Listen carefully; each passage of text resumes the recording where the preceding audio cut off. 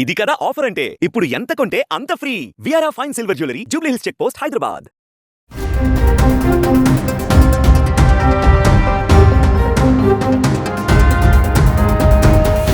Kannada heroine Ranya Rao అక్రమ బంగారంతో అడ్డంగా బుక్ అయింది.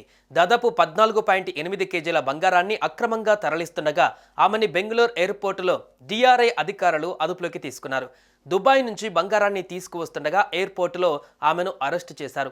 కేవలం 15 రోజులలోనే రన్యారావు 4 సార్లు దుబాయ్ వెళ్లి వచ్చినట్లు అధికారులు గుర్తించారు. పక్కా ప్రణాళికతోనే రన్యారావును అదుపులోకి తీసుకున్నారు. అయితే ఆమె నేను డీజీపీ కూతురుని అని చెప్పడంతో అంతా షాక్ అయ్యారు.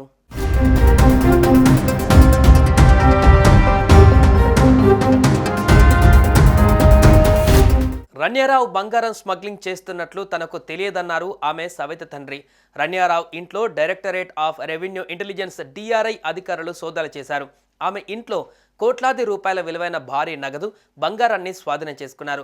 2 కోట్లకు పైగా విలువైన బంగారాన్ని, 2,67,00,000 నగదును అధికారులు స్వాధీనం చేసుకున్నారు.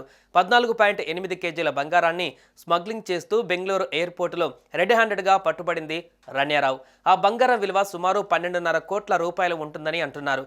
రన్యారావు సవతి తండ్రి డీజీపీ స్థాయి అధికారి కావడంతో పోలీసుల తీరుపైన కూడా ప్రశ్నలు తలెత్తుతాయి.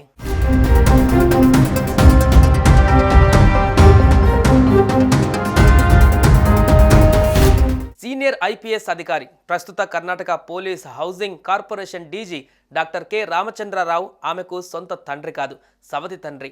ఈ ఘటనపైన ఆయన స్పందిస్తూ 4 నెలల క్రితమే రన్య పెళ్లి చేసుకుందని, అప్పటి నుంచి ఇప్పటి వరకు తాను తమని కలవలేదని చెప్పారు.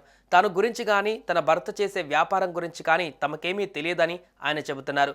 జరిగిన విషయం తెలిసి తామంతా షాక్ అయ్యామని, ఎంతో బాధపడ్డామని చెప్పారు. చట్టం తన పని తాను చేసుకుపోతుందని ఆయన అన్నారు.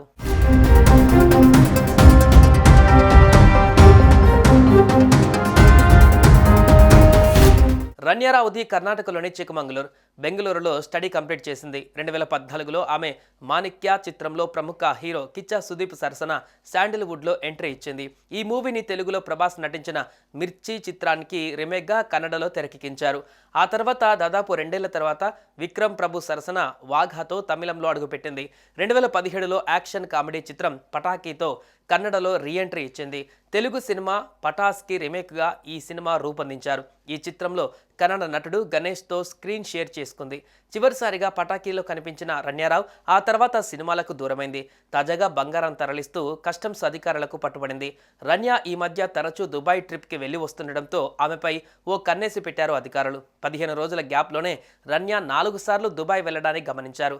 ఎలాంటి అనుమానం రాకుండా గోల్డ్ బిస్కెట్లని బట్టలలో దాచి తీసుకువస్తున్నట్లు కనిపెట్టారు. చివరికి సోమవారం రెడ్ హ్యాండెడ్గా ఆమెను పట్టుకున్నారు. ప్రస్తుతం రన్యాకి 14 రోజుల రిమాండ్ విధించారు.